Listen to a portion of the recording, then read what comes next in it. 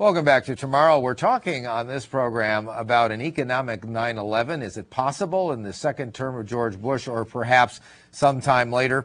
How precarious is the American economy in a global world where America may be overcome very shortly, if it not already has been, by the two new Asian powers, China and India, called Chindia? We're going to be hearing about that. But first, take a look at why it's possible for all those countries to get so many dollars based on American buying habits, a public that just can't seem to get enough stuff, no matter how much it already has. We're talking with Rex Sexton, who is a pastor, as well as he's a certified financial planner. Hi, Rex. How are you, Howard? Fine. Good to be here. Well, and good to have you. How does a love of money actually work on the national level? Well, unfortunately, Howard, our economy is based on consumption. And I thought it was fairly tragic that several times here in the recent past, when there has been sort of an economic slowdown, that our national leaders have encouraged people to go out and consume more, as if consuming more is somehow going to be the answer to our problems. In reality, the basis for a lot of our problems is the fact that we don't save. The American national savings rate is down to less than 2%, whereas in China, now they make far less than we do on an average, but when they can save that much more percentage-wise, that's eventually going to have a very telling effect, because they'll have assets, we'll have debt. What's really a challenge is that our pop culture has trained us, or brought up an entire generation of people who think their value is based on the things they have, the trinkets, the toys, the size of their house, the size of their bank account. And for some reason, they think that brings them happiness. They know it brings them stature, at least in the eyes of their peers. But our entire pop culture, look at television, look at movies, look at all of the glitzy things that have been just thrown and barraged at our last generation, the last 30 or 40 years. Money is exonerated, money is held up, things are held up, physical beauty is held up. All of these things tend to make people unhappy with what they have and make them want to borrow to have this image. And a lot of what we see is simply image borrowing. I had a car salesman tell me here recently, he was trying to sell me a new car, which I didn't buy, was telling me that the reason people buy cars is to tell their neighbors how much money they have.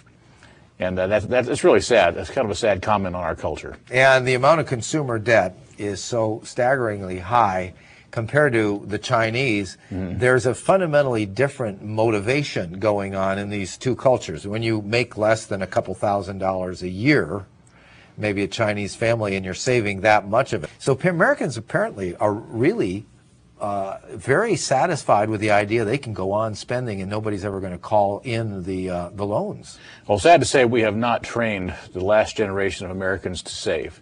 Now, the World War II generation, what we call the greatest generation that came out of the Great Depression, they were taught to work hard and to save and not go into debt. They knew that debt was slavery.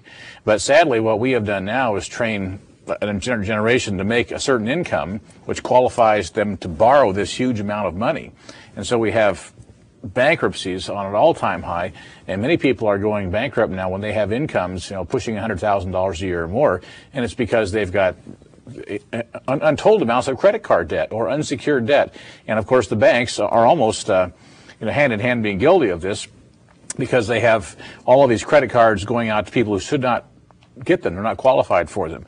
I know when my son graduated from high school, went to college, when he registered for college as a freshman, there were 12 banks, 12, had desks lined up at the admissions office handing out free Visa credit cards to any student who registered for college. Now, not one of these kids have a job or an income or a credit history, but that's what they were doing. The banks were almost like drug dealers.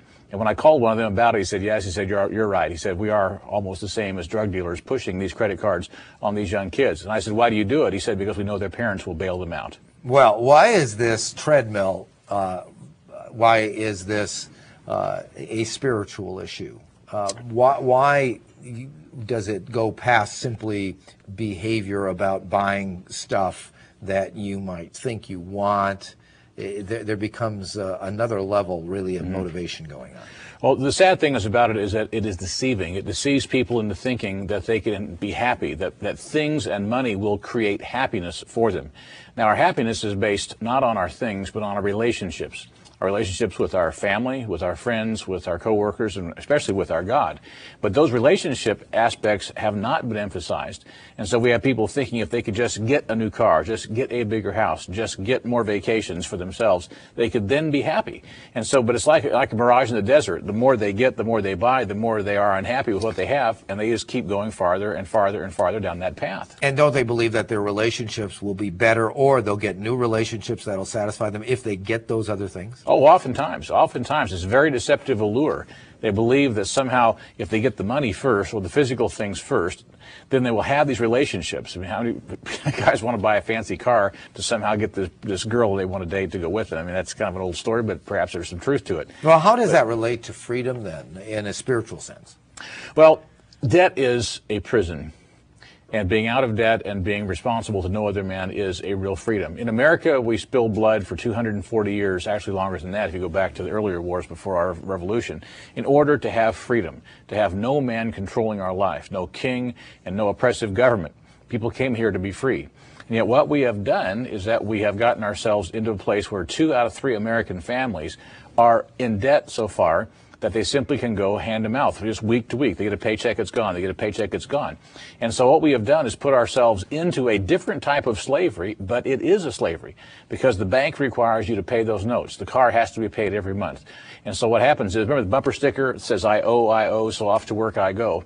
That has happened to so many American families to where we have intentionally, just gradually, step by step, piece by piece, not all at once, put ourselves into a different type of slavery.